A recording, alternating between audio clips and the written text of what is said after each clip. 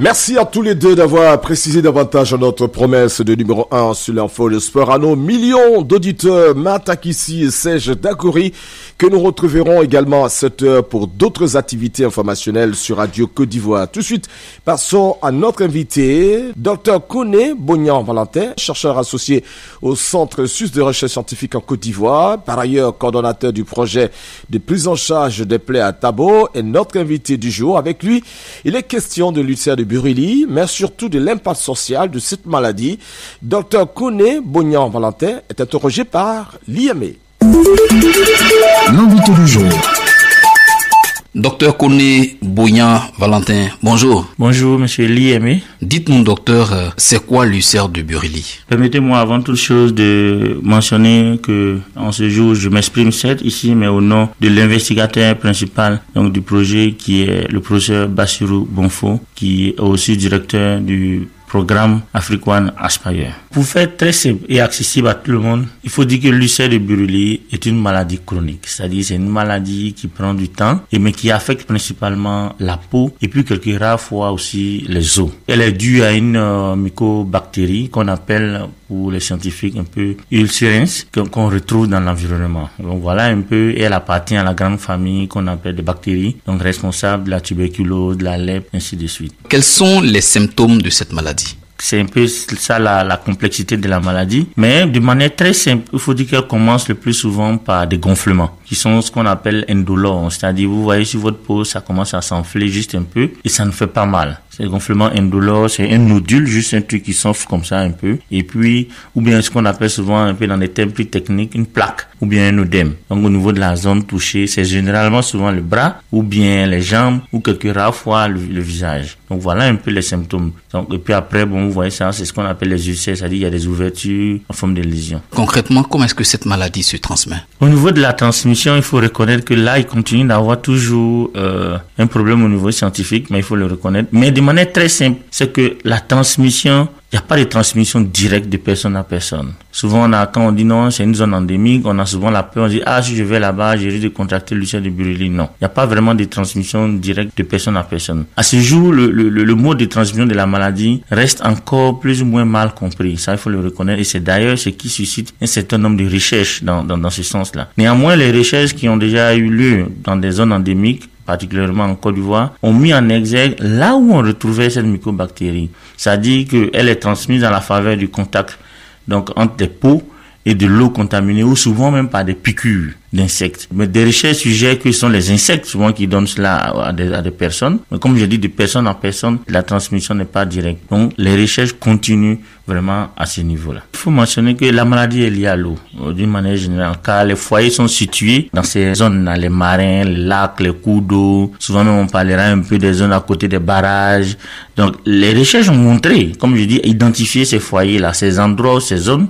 C'est pour ça d'ailleurs qu'on parle de certaines zones endémiques. Vous avez lié la survenance de cette maladie-là à la présence de certains cours d'eau dans des localités. On sait qu'en la matière, notre pays est bien doté quand même. Pourquoi, de façon spécifique, dit-on que Tabo est une zone endémique de l'ulcère de Burili? C'est vrai, je ne veux pas, on va dire, limiter ça à Tabo, c'est clair, mais vous l'avez bien mentionné, il y a beaucoup de zones endémiques, dont Tabo, effectivement, et là, vous l'avez clairement mentionné. Mais l'endémicité, les épidémiologues pourront nous en dire un peu plus, mais est due à, on va dire, des bouleversements environnementaux, comme cela se dit. Mais entre autres facteurs, il faut retenir quand même que Tabo, au regard de sa spécificité, parce que Tabo est une zone où on a le barrage, et je ne veux pas identifier clairement le barrage comme étant l'un des facteurs, mais fait partie des facteurs au regard du bouleversement, donc de l'environnement qui a eu lieu ici. Vous verrez que dans tous ces endroits plus ou moins où il y a eu bouleversement, je dis bien bouleversement de l'environnement, qui peut être dû à d'autres raisons ou à d'autres facteurs, ça peut être construction d'infrastructures importantes pour la société, mais dans ces endroits-là, il y a l'émergence d'un certain nombre de réalités sanitaires.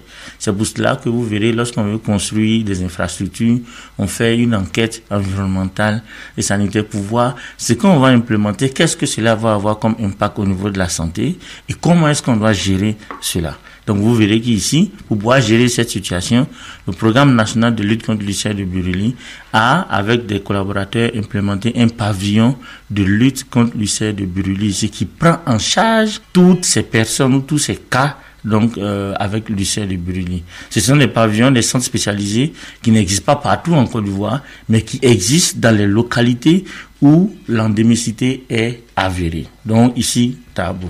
Alors, docteur, l'ulcère de Buruli est une maladie invalidante. Dites-nous, quel est l'impact social de cette maladie? L'impact social ici est caractérisé par différents points. D'ailleurs, nous venons de finir une étude où on a essayé de mettre en exergue le coût direct et le coût indirect. Il est clair que l'ulcère de Buruli, la prise en charge est gratuite, ça c'est clair, avec le programme de lutte contre l'ulcère de Buruli.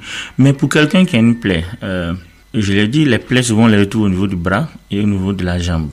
En milieu rural, ils sont beaucoup agriculteurs. Et qui dit agriculteur, en tout cas pour ce qui est aujourd'hui de notre système agricole, continue d'utiliser ces deux grands membres, c'est-à-dire les bras, et du moins les jambes, soit pour aller au champ, ou du moins les bras pour utiliser la machette. Pour quelqu'un qui a l'ulcère de Buruli, c'est une plaie chronique donc qui dure et qui prend du temps pour être traitée, et qui est à un moment donné amené à se rendre à l'hôpital régulièrement, évidemment la personne ne pourra pas aller au champ régulièrement. Donc voilà un peu un manque à gagner au niveau du champ.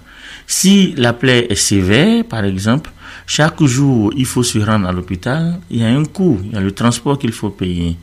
Si c'est grave et que la personne est internée, il faut, par exemple, qu'une personne soit auprès de cette personne-là à l'hôpital. Donc, la personne elle-même est là-bas, elle ne va pas au champ, elle ne contribue pas à produire donc, au niveau économique, au niveau du champ. En plus de ça, il faut qu'une autre personne vienne l'assister à l'hôpital pour pouvoir prendre soin d'elle.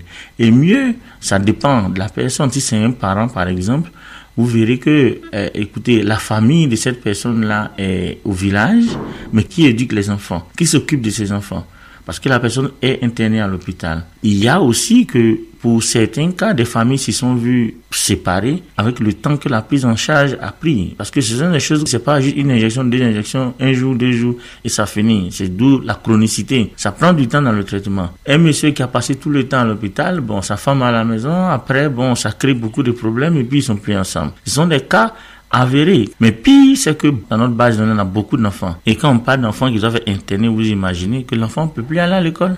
Il doit rester à l'hôpital et être pris en charge là-bas. Donc, il ne va pas à l'école. Donc là, vraiment, voilà un enfant qui va perdre 1 ou 2 années, ou sinon c'est des années, juste pour continuer de se soigner. Et ce coût, cet autre coût social-là qui est très important. C'est-à-dire, en milieu rural, quelqu'un qui a une plaie, il n'a, dans le fond, plus d'amis. En tout cas, les humains, parce que ce sont les mouches qui sont autour. La plaie pue, la plaie sent. Ce sont des personnes qui sont relativement stigmatisées. Je dirais, quand même, sans exagérer, souvent rejetées par la société ou rejetées par le milieu social dans lequel ils se trouvent. Alors que c'est en ce moment qu'elle a besoin de personnes pour l'encourager à pouvoir gérer, à supporter ce qu'elle a comme problème de santé. Même les parents. Vous voyez un peu comment la perte de statut, ce qu'on appelle. Un monsieur, tu as ton père ou tu as ta mère qui a une grosse plaie, qui est rejetée, qui est dans la maison. Mais à un moment donné, au début, oui, mais après, à un moment donné, bon, on se rapproche plus de la personne, on ne considère plus trop ce que la personne dit. D'ailleurs, même elle n'est pas invitée aux réunions de famille, elle ne sait même plus vraiment ce qui se passe dans le village pour être à jour et même pour pouvoir contribuer.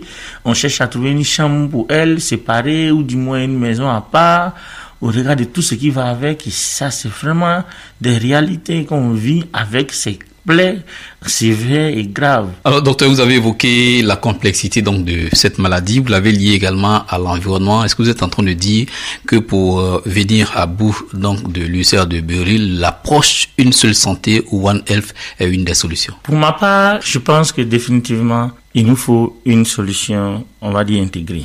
Et quelle est cette approche-là qui permet à ce jour de pouvoir intégrer les synergies et pouvoir trouver une solution efficace? C'est clair, c'est l'approche une seule santé. Elle mobilise différents acteurs. Parce qu'à des moments donnés, parce qu'on va te dire dans une affaire de plaie, qu'est-ce qu'un sociologue s'en va faire là-bas?